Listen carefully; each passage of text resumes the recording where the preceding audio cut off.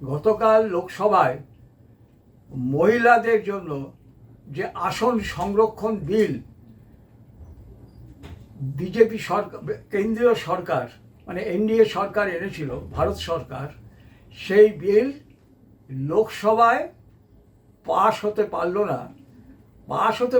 মানে যে সংবিধান সংশোধন করে তো মহিলাদের আসন সংখ্যা বৃদ্ধি করতে হতো, যে 33% যেটা ডিম্যান্ড ছিল, সেই 33% আসন সংরক্ষণ করতে গেলে সংবিধান সংশোধন করতে হতো। কিন্তু দেখা গেল যে মোট ভোট যে 528টা লোকসভায়, তার পক্ষে পড়েছে 258 আর বিপক্ষে পড়েছে 230। প্রয়োজন ছিল কত? 352। যেহেতু 352 হয়নি, মানে 2/3 হয়নি, তাই এটা পাস হয়নি। এটা মোটামুটি কিন্তু ধরেই নেওয়া হয়েছিল যে লোকসভায় এই বিলটা পাস হবে না। হয়তো কিছু মহিলা এমপি বা কিছু বুদ্ধি সম্পন্ন পুরুষ এমপি তাদের যে বিরোধী পক্ষের তাদের যে হুইপ, সেটা অমান্য করে তারা ভোট দেবে, যদিও সেটা হয়নি। বিরোধীরা চেঁচাচ্ছে, সেটা আমাদের এটা হচ্ছে সরকারের পরাজয়, কেন্দ্রীয় সরকারের পরাজয়, এবং এই বিজেপির পতন শুরু হলো। গতকাল থেকেই ওই তামিলনাড়ুর মুখ্যমন্ত্রী স্ট্যালিন, উত্তরপ্রদেশের অখিলেশ যাদব, আমাদের বাংলার মুখ্যমন্ত্রী মমতা ব্যানার্জি, এমনকি বামপন্থীরা, সিপিএম, বামপন্থী মানে তো এখন সিপিএমে দু একটা থাকতে পারে, দু এক পিস, তারা সবাই এই ন্যারেটিভ চালাচ্ছে যে এই বিজেপির পতন শুরু হলো, এই বিজেপির লোকসভায় পরাজয় হলো, বিজেপির পতন শুরু হলো। তারা কাল থেকে এটা শুরু হয়ে চলেছে। বিজেপি তো জেনে বুঝেই এটা করেছে যে এইটা লোকসভায় পাশ না হওয়ার খুব বেশি সম্ভাবনা, মানে 2/3 মেজরিটি দিয়ে, যেহেতু এটা করতে হবে, সংবিধান সংশোধন করতে হবে। তবু তারা আনলো কেন? এমনকি অমিত শাহজি বললেন যে আপনারা কি চান 50% মহিলাদের সংরক্ষণ? আপনারা যদি বলেন যে 50% সংরক্ষণ করতে হবে, আমাকে 1 ঘন্টা সময় দিন, আমি বিলটা পাল্টে এনে করে দিচ্ছি। আসলে তো তা না। এই যে নারী বিদ্বেষী এরা, বিশেষ করে অনুপ্রবেশকারী মুসলমানদের জন্য যেহেতু কোনো সংরক্ষণের ব্যবস্থা নেই, এবং যেহেতু এরা সবাই অনুপ্রবেশকারী মুসলমান এবং ভারতকে একটি ইসলামিক কান্ট্রি করার জন্য যে ছদ্মবেশ এরা ধরে আছে, এর মাধ্যমে সেটা তাদের ফুলফিল হবে না বলে আসলে তো এই জন্যই তারা বিরোধিতা করেছে। প্রথম তো তাদের শুরু হলো। আমাদের দেশের মহিলারা, বিশেষ করে বাংলার মহিলারা দেখলো কি, এই বাংলারই মহিলা মুখ্যমন্ত্রী, তিনি বলছেন যে এটা বিজেপির পতন শুরু হলো। আর তার পার্টির লোক বলছে আরেকটু এগিয়ে, রাজা যত গুণ না বলে, পারিষদ বলে তার শতগুণ। তারা বলছে যে এই মোদিজির পতন শুরু হলো এবং এরপরে ভারতের প্রধানমন্ত্রী কে হবে? মিয়া মুসলমান মহিলাদের সংরক্ষণের ব্যবস্থা করবে যিনি, সেই আমাদের বাংলার মুখ্যমন্ত্রী মমতা। আর বাকিটা বললাম না, মমতা। বাস্তবে কিন্তু আমি বিরোধীদের স্মরণ করিয়ে দিতে চাই, বিশেষ করে কমিউনিস্টদের, যে এইটা কিন্তু বিরোধীদের, বিশেষ করে যারা বামপন্থী মনোভাবা সম্পন্ন মানুষ, তাদের পক্ষে একটা বিরাট পরাজয়। সামগ্রিকভাবে যে মহিলা সংরক্ষণ বিল পাশ হলো না, এইটা হচ্ছে বিরোধীদের বিরাটভাবে একটা পরাজয় হলো। সেই পরাজয়টা কি না, তারা যে মহিলা বিরোধী, তারা যে মহিলাদের সংরক্ষণ চায় না, প্রিয়াঙ্কা গান্ধীর মতো মহিলারা যে চায় না যে তাদের পাশে গ্রাম থেকে উঠে আসা কোনো মহিলা, যাদের হয়তো তাদের মতো গা দিয়ে ফরাসি পারফিউম বেরোয় না, গন্ধ বেরোয় না, এরকম কোনো মহিলা থাক, সেই জন্য তারা এই বিলটা পাশ করতে দিল না। আমি সবার আগে যারা বামপন্থী মানুষ, আমি আশা করেছিলাম তারা অন্তত বলবেন না এই বিল পাশ করা উচিত, বা বাইরের যে তথাকথিত আমাদের বুদ্ধিজীবী বা বামপন্থী মনস্ক যেসব মানুষ আছে, আমি ভেবেছিলাম তারা অন্তত বলবে এই বিলকে সবাই সমর্থন করা উচিত, কিন্তু চুপচাপ। আমি তাদেরকে মনে করিয়ে দিতে চাই, এই মহিলাদের জন্য যে আসন সংরক্ষণ এর দাবি কিন্তু তুলেছিলেন মানে নমস্য সিপিআইয়ের এমপি ছিলেন পাঁশকুড়া থেকে গীতা মুখার্জি। তিনিই প্রথম মহিলাদের সংরক্ষণের জন্য, আসন সংরক্ষণের জন্য তিনি 33%, তিনি কিন্তু পার্লামেন্টে প্রথম সোচ্চার হয়েছিলেন। সেই জন্য যখনই এইটা নিয়ে আলোচনা হয় তখনই কিন্তু এই গীতা মুখার্জির নামটা উঠে আসে। গীতা মুখার্জি দাদা ছিলেন অত্যন্ত খুব প্রথিতযশা একজন নিউরোলজিস্ট, আমাদের পিজি হসপিটালের, নামটা আমি এই মুহূর্তে মনে করতে পারছি না। অত্যন্ত সম্ভ্রান্ত, শিক্ষিত, কালচার্ড পরিবারের মহিলা ছিলেন গীতা মুখার্জি। তিনি খুব সাধারণ জীবনযাপন করতে,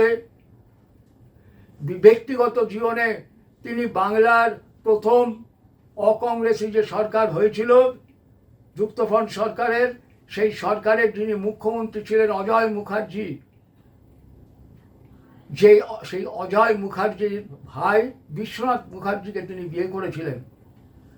অত্যন্ত সরল সাদা সিধে জীবনযাপন করত, এবং তার আরও অনেক ইতিহাস আমি জানি, কিন্তু সেদিকে আর আমি যাচ্ছি না। তিনি প্রথম সোচ্চার হয়েছিলেন পার্লামেন্টে যে মহিলাদের জন্য আসন সংরক্ষণ চান, কারণ তিনি মার্ক্সবাদ ঠিক কি বেঠিক আমি যেতে চাই না, কিন্তু তিনি মার্ক্সীয় দর্শনে বিশ্বাস করে কার্ল মার্ক্সের যে অমোঘ কথা, যে নারীকে ব্যবহার করা হয় শুধুমাত্র সন্তান উৎপাদনের জন্য, নারী শোষণের বস্তু নয়, আর এই নারীকে ব্যবহার করে এই পুঁজিবাদ বা এর সৃষ্টি হয়েছে পৃথিবীতে। নারীর এই বিবাহ প্রথার মাধ্যমে এই শোষণ শুরু হয়েছে, বিবাহ প্রথার মাধ্যমে নারীকে মুক্তি দিতে হবে। এই ছিল কার্ল মার্ক্সের স্বপ্ন, যদিও পরবর্তীকালে কমিউনিস্টরা সেই স্বপ্ন থেকে ধীরে ধীরে সরে আসে, মার্ক্সবাদের বিচ্যুতি ঘটে। কিন্তু গীতা মুখার্জির সেই আদর্শ অনুযায়ী তিনি চেয়েছিলেন পার্লামেন্টে মহিলাদের যাতে প্রপার প্রতিনিধিত্ব হয়, এবং এই জন্য উনি লড়াই করেছিলেন। কমিউনিস্টরাও তখন এককালে এই কথাই বলতো যে এই পুঁজিপন্থী যে সমস্ত পার্টিগুলো আছে তারা চায় না মহিলাদের অধিকার, মহিলাদের আপলিফমেন্ট। আর আজকে সেই কমিউনিস্টরা ভাবতে পারেন কতখানি তাদের বিচ্যুতি হয়েছে, যে তারা আজকে, সেই কমিউনিস্টরা পর্যন্ত আজকে এই বিলের সপক্ষে গেল না, বিপক্ষে গেল। তারা নিজেদের মার্ক্সবাদী বলে দাবি করে, তারা মার্ক্সের আদর্শ থেকে বিচ্যুত হলো। আর মমতা ব্যানার্জির কথা আমি কি বলবো, অখিলেশ যাদবের কথা কি বলবো, আমার বলতে গেলে হাসি পায়। মমতা ব্যানার্জি, এবার বলি মমতা ব্যানার্জি কেন রাজি হলো না, কেন করলো না?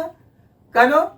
ওখানে বাংলাদেশ থেকে যে মুসলমানরা এসছে, তাদের যে মহিলারা, তাদের জন্য যেহেতু কোনো সংরক্ষণের ব্যবস্থা ছিল না। যদি ওখানে থাকতো যে বাংলাদেশ থেকে অনুপ্রবেশকারী যেসব মুসলমান যে মহিলারা আছেন, তারা সেখানে জন্য আলাদা করে ওই সংরক্ষণের মধ্যে আলাদা করে সংরক্ষণ হবে। তাই আমি এটাকে সাপোর্ট করছি না। উনি এটা মুখে বলতে পারলেন না, ওনার এটা বলতে সংকোচ হলো বিভিন্ন কারণে, লজ্জায় বা অন্য কোনো কারণে, উনি যে এক্সপোজড হয়ে যাবেন। আসল কারণ তো এইটা, ওখানে যদি থাকতো যে মুসলমানদের জন্য সংরক্ষণ, মহিলাদের জন্য, পশ্চিমবাংলায় মুসলমান মহিলা সংরক্ষণ হলে কী হতো, ওই বাংলাদেশে যে অনুপ্রবেশকারী, এখানে তো বাংলাদেশি অনুপ্রবেশকারী মুসলমানের সংখ্যা বেশি, মানে যাদেরকে মিয়া মুসলমান বলা হয়, আর ভূমিপুত্র যে মুসলমান অর্থাৎ স্বাধীনতার আগে যারা ছিল এখানে তারা হচ্ছে মাইনরিটি। কাজেই এমপি হলে, মহিলা এমপি হলে ওই বাংলাদেশ থেকে আসা যারা মিয়া মুসলমান তাদের পরিবারের মহিলারাই হতো। যেহেতু মুসলমানদের জন্য সংরক্ষণ হলো না, তাই মমতা ব্যানার্জি অ্যাকসেপ্ট করলো না, সেটাকে বিরোধিতা করলো, বিইং এ মানে মহিলা হয়েও। আরও অনেক আছে ওনার চরিত্র, মানে ওনার যে এই মহিলা বিরোধী তার অনেক উদাহরণ আছে, যেহেতু সেইটা আজকের সাবজেক্ট নয়। আর অখিলেশ যাদবের তো কোনো লাজ লজ্জা নেই, বা এই তিনি পরিষ্কার করে দিলেন কি না ওখানে মুসলমান মহিলাদের জন্য কোনো সংরক্ষণের ব্যবস্থা নেই, তাই ওখানে সেটা কি করে হবে। উনি পরিষ্কার করে দিলেন, আর মমতা ব্যানার্জি ঠাড়ে ঠুড়ে বুঝিয়ে দিলেন যে যেহেতু মিয়া মুসলমান মহিলাদের জন্য ওখানে কোনো ব্যবস্থা নেই, তাই হবে না। আমার আশ্চর্য লাগছে, আবারও বলছে কমিউনিস্টদের জন্য। আরে তোরা কেন বিরোধিতা করতে গেলি?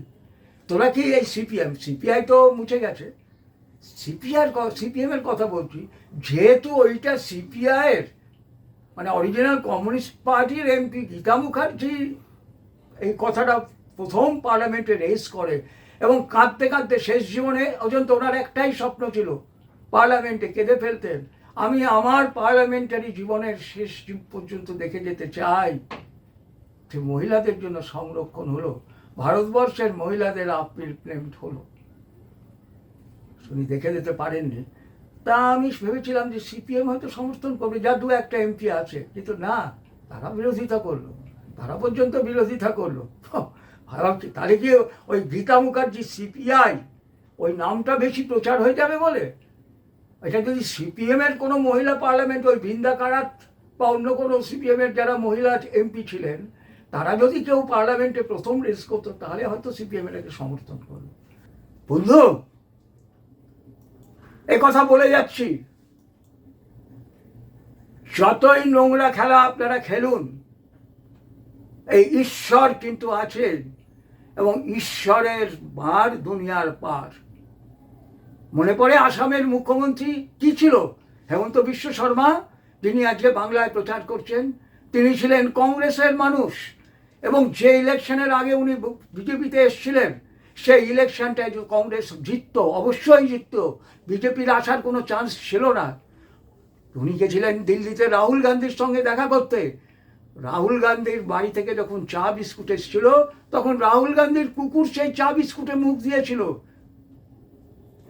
রাহুল গান্ধী তার কুকুরকে তাড়াবার চেষ্টা করেনি, হেমন্ত বিশ্ব শর্মা অপমানিত হয়ে সেখান থেকে চলে এসেছিলেন, আর তারপরে তিনি বিজেপিতে যোগদান করেছিলেন, তার সঙ্গে সর্বানন্দ সোনোয়াল ছিলেন, আর তারপরেরটা তো ইতিহাস। ঈশ্বর কিন্তু ওপর থেকে তিনি দেখেছিলেন যে এখানে আগামী দিনে যে ভারতীয় দর্শন চলে যাবে, এবং ওই মিয়া দর্শন এসে এই আসাম দখল করবে, তাই ঈশ্বরই ব্যবস্থা করে দিয়েছিল।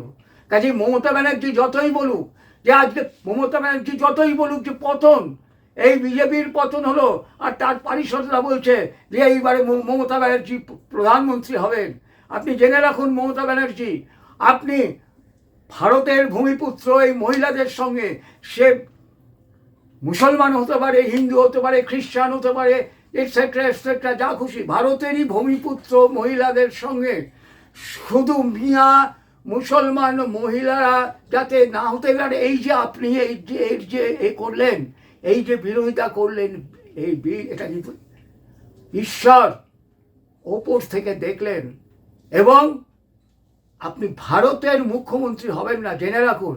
এই 26-এর নির্বাচনে এই বাংলার থেকে আপনি বিতাড়িত হবেন, মানে এই বাংলাতেই আপনি থাকবেন, কালীঘাটের ওই বাড়িতেই থাকবেন, কিন্তু এই যে বাংলার যে মুখ্যমন্ত্রিত্বের যে শিরোপা আপনার, সেটা তো যাবে, আর আপনার ওই ভারতের প্রধানমন্ত্রী হওয়ার স্বপ্নই থেকে যাবে।